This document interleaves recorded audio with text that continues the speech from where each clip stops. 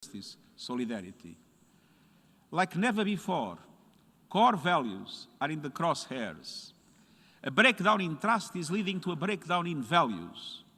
Promises, after all, are worthless if people do not see results in their daily lives. Failure to deliver creates space for some of the darkest impulses of humanity. It provides oxygen for easy fixes, pseudo-solutions, and conspiracy theories.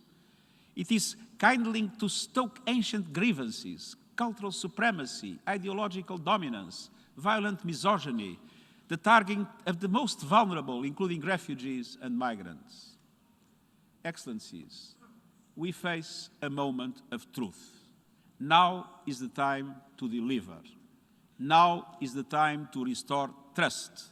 And now is the time to inspire hope. And I do have hope. The problems we have created are problems we can solve. Humanity has shown that we are capable of great things when we work together. And that is the raison d'être of our United Nations. But let's be frank.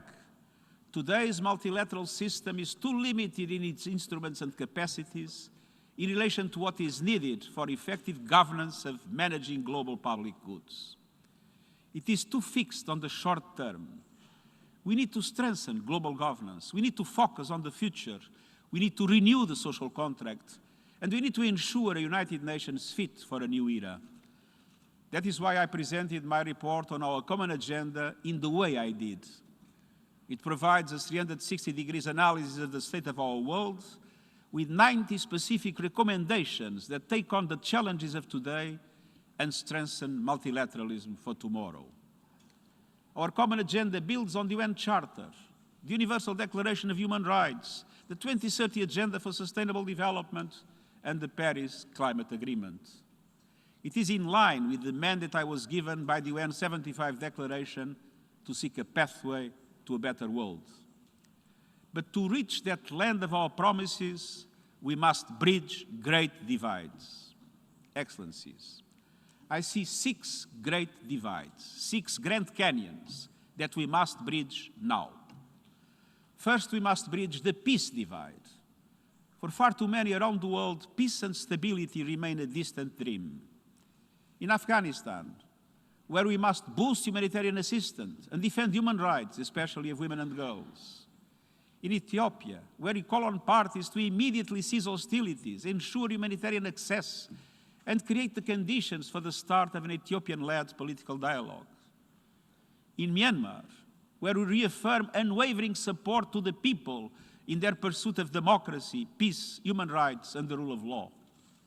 In the Sahel, where we are committed to mobilizing international assistance for regional security, development, and governance. In places such as Yemen, Libya, and Syria, where we must overcome stalemates and push for peace. In Israel and Palestine, where we urge leaders to resume a meaningful dialogue, recognizing the two-state solution as the only pathway to a just and comprehensive peace. In Haiti and so many other places left behind, where we stand in solidarity through every step out of crisis. Excellencies, we are seeing an explosion in seizures of power by force. Military coups are back. And the lack of unity among the international community does not help. Geopolitical divisions are undermining international cooperation and limiting the capacity of the Security Council to take the necessary decisions. A sense of impunity is taking hold. And at the same time, it will be impossible to address dramatic economic and development challenges while the world's 2 largest economies are at odds with each other. Yet I fear our world is creeping towards 2 different sets of economic, trade, financial, and technological rules, 2 divergent approaches in the development of artificial intelligence, and ultimately, the risk of 2 different military and geopolitical strategies. And this is a recipe for trouble.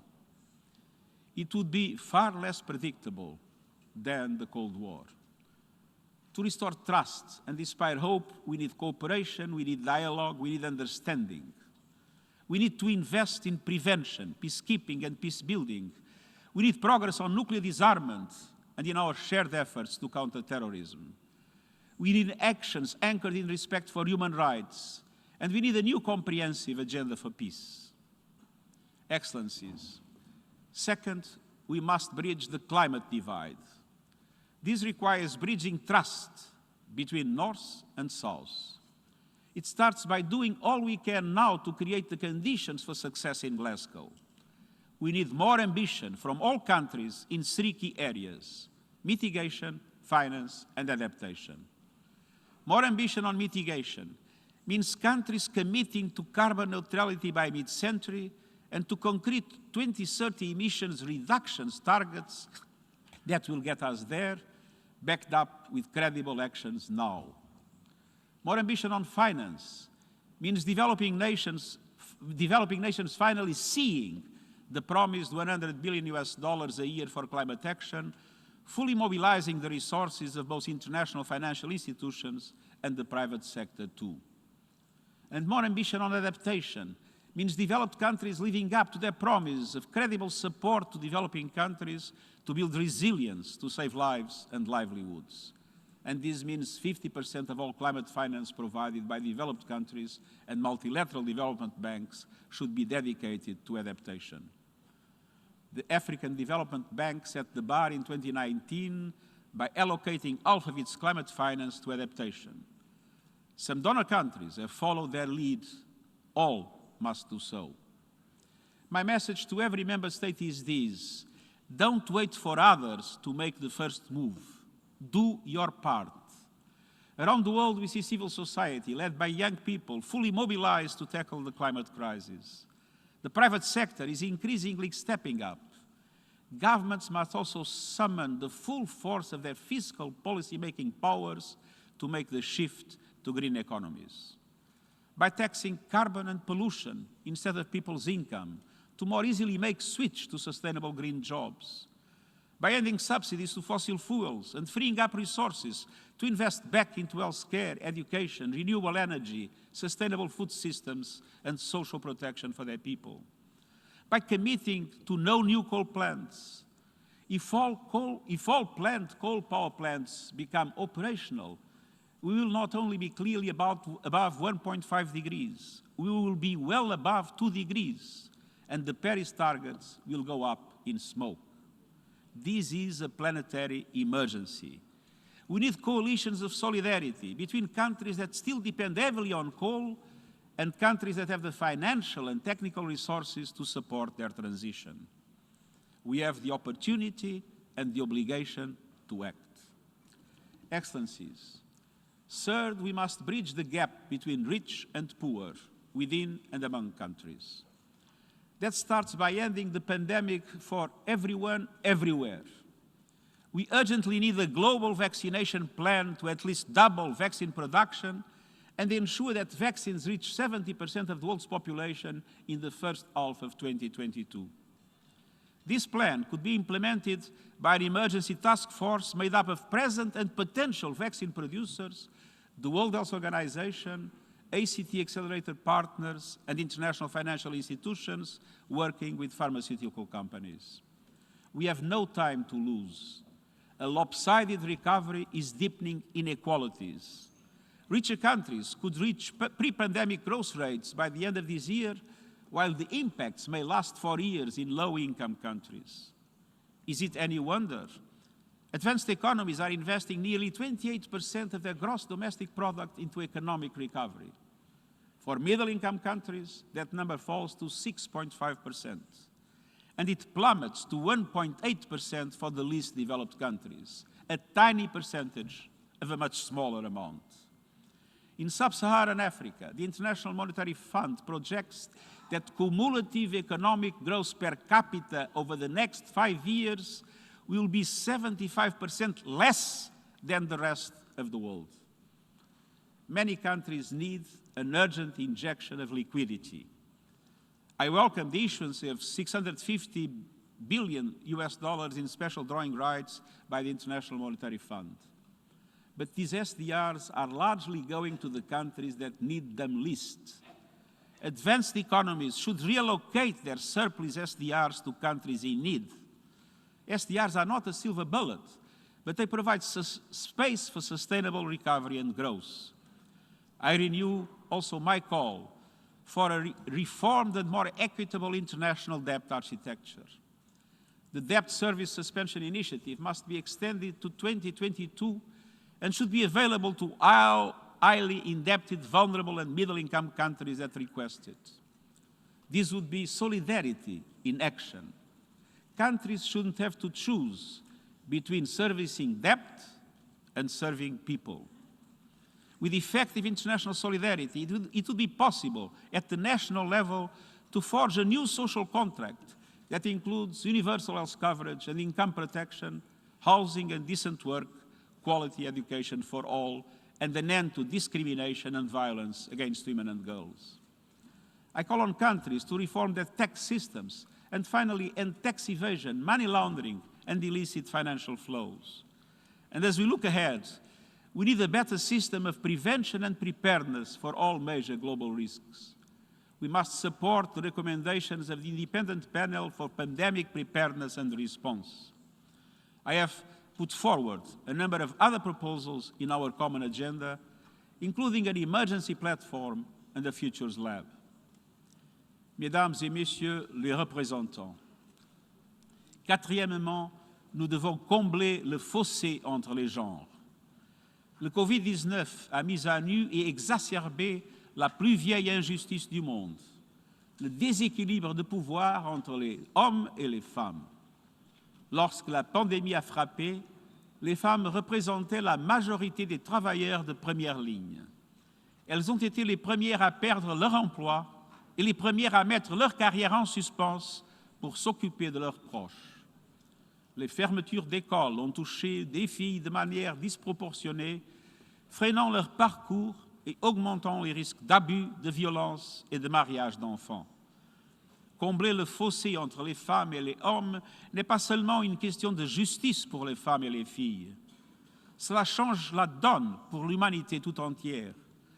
Les sociétés plus égalitaires sont aussi plus stables et plus pacifiques. Elles ont de meilleurs systèmes de santé et des économies plus dynamiques. L'égalité des femmes est essentiellement une question de pouvoir. Si nous voulons résoudre les problèmes les plus difficiles de notre époque, nous devons de toute urgence transformer notre monde dominé par les hommes et changer l'équilibre de pouvoir.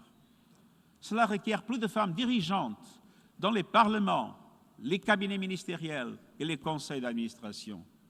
Cela exige que les femmes soient pleinement représentées et puissent apporter leur pleine contribution partout. J'exhorte les gouvernements, les entreprises et les autres organisations à prendre des mesures audacieuses, y compris des critères de référence et des quotas pour établir la parité homme-femme à tous les niveaux de la hiérarchie.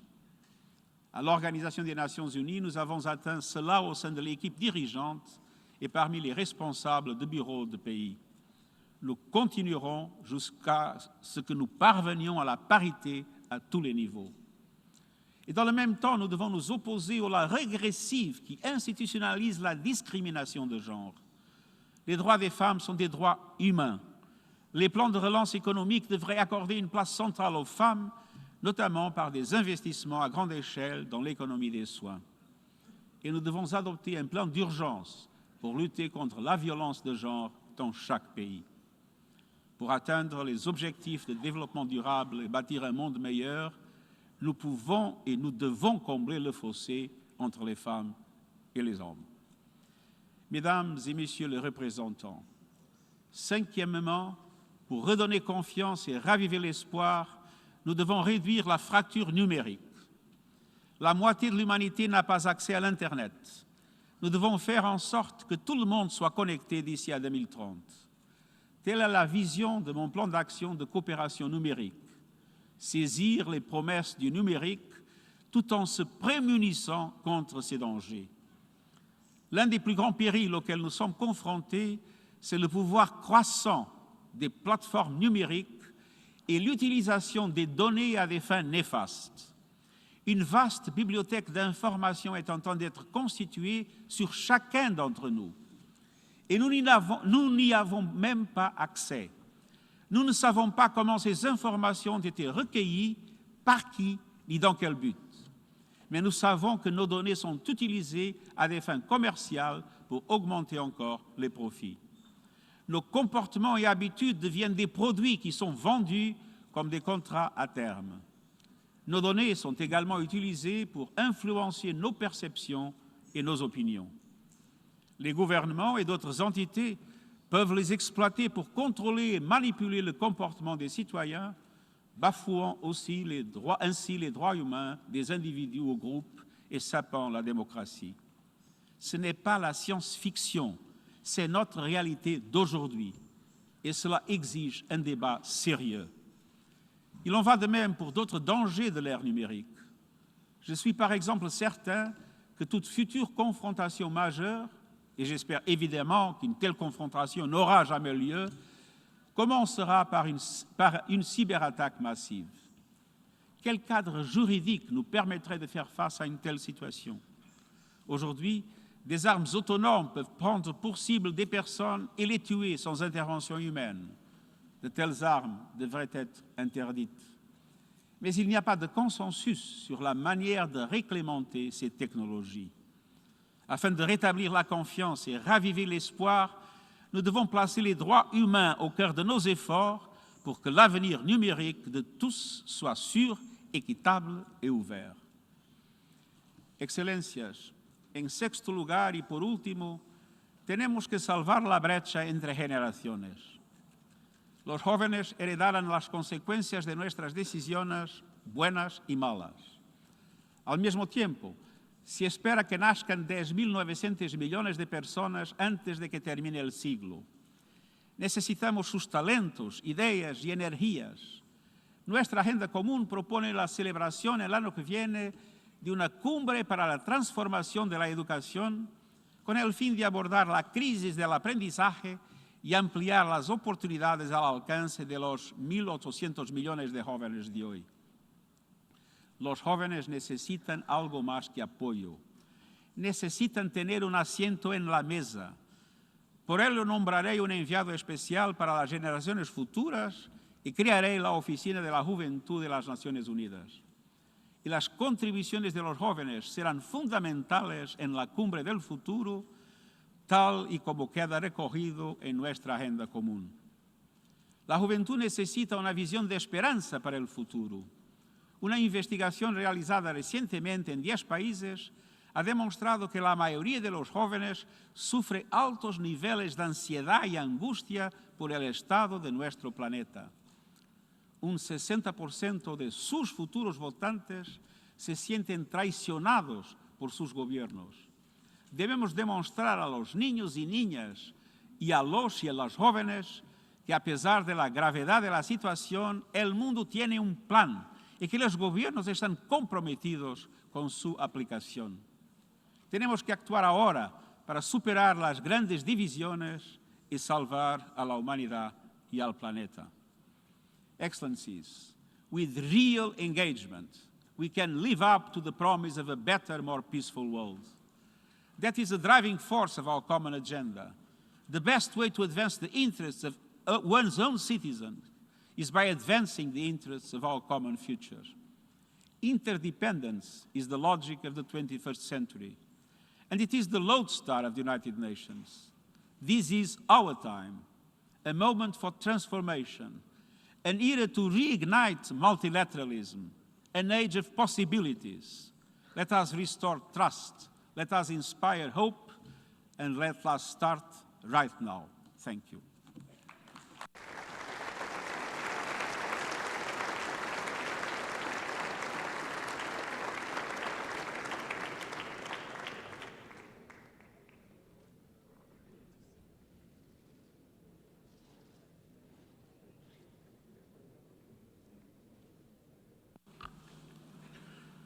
I thank the Secretary General for his presentation.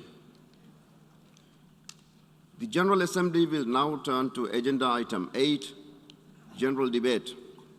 I will now deliver a statement from the rostrum.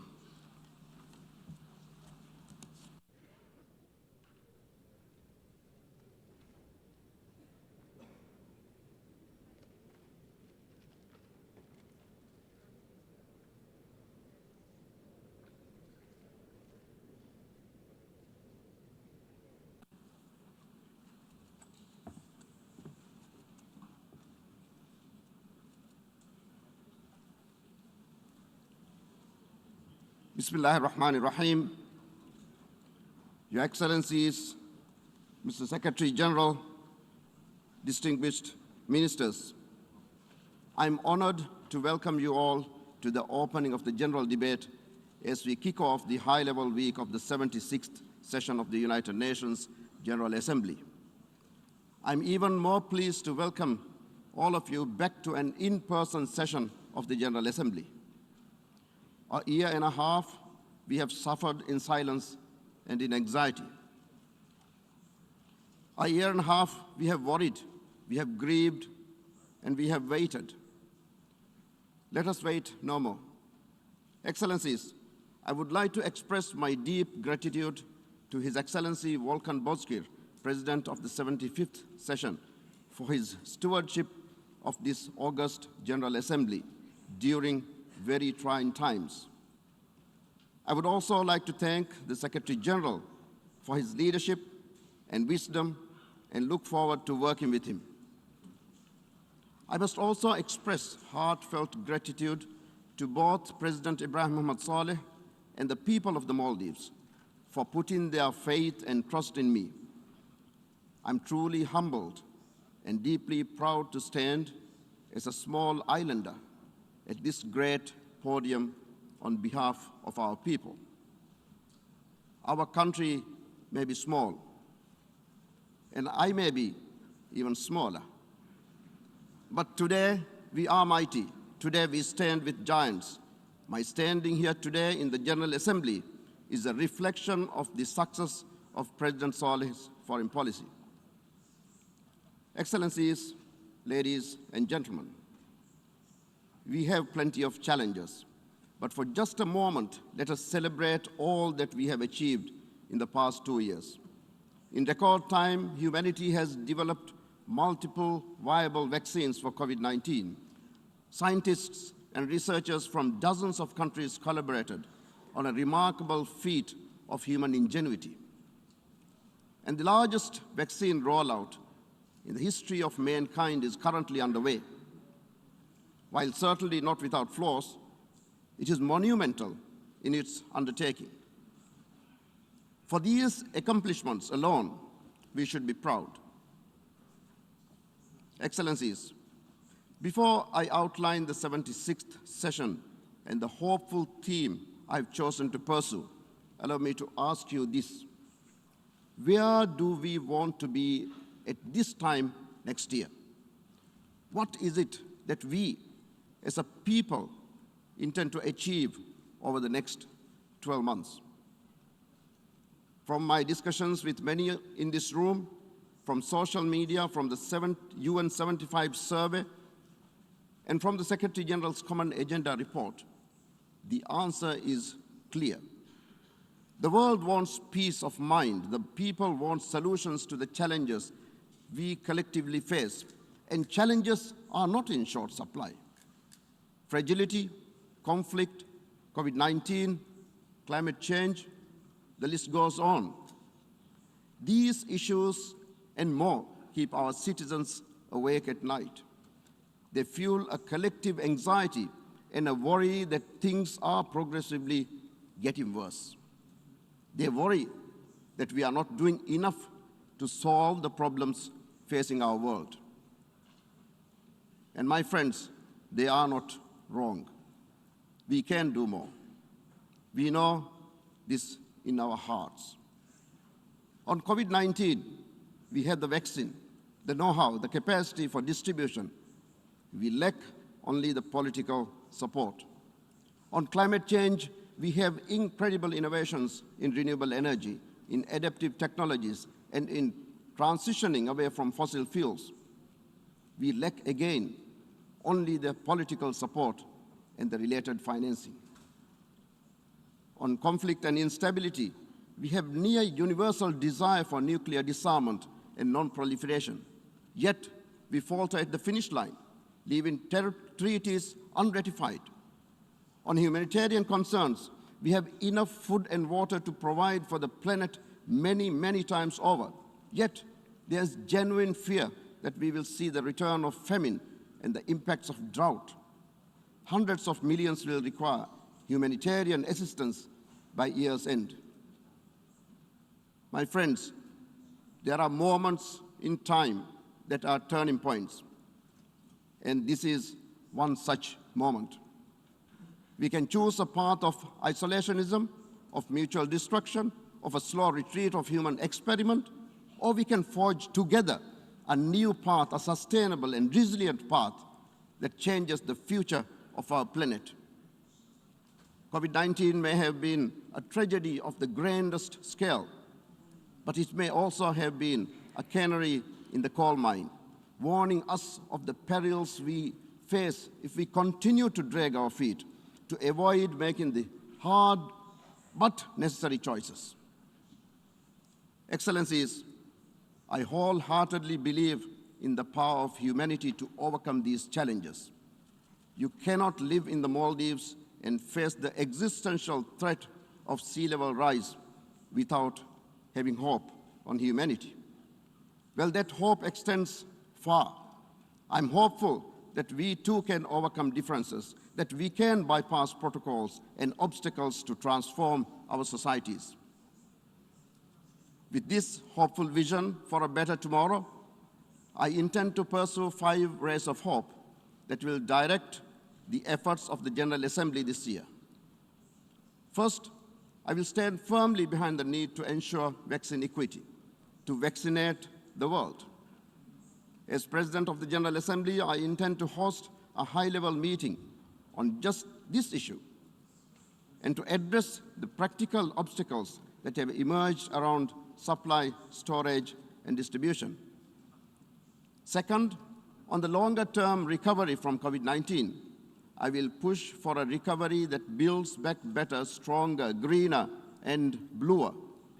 By following the paths laid out by Agenda 2030, we can pivot away from destructive practices and embrace a better future.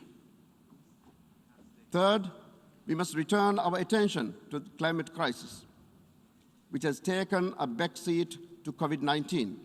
The IPCC report and others speak for themselves. We are no longer on the wrong path. Excellencies, we are on the edge of the cliff. I'm pleased to note that I will host a series of events on climate action. The first in the lead up to COP26 will help to build ambition and ensure that action is very much on the agenda. We must bridge the capacities needed to actually deliver on climate promises. It is one of the things to have innovative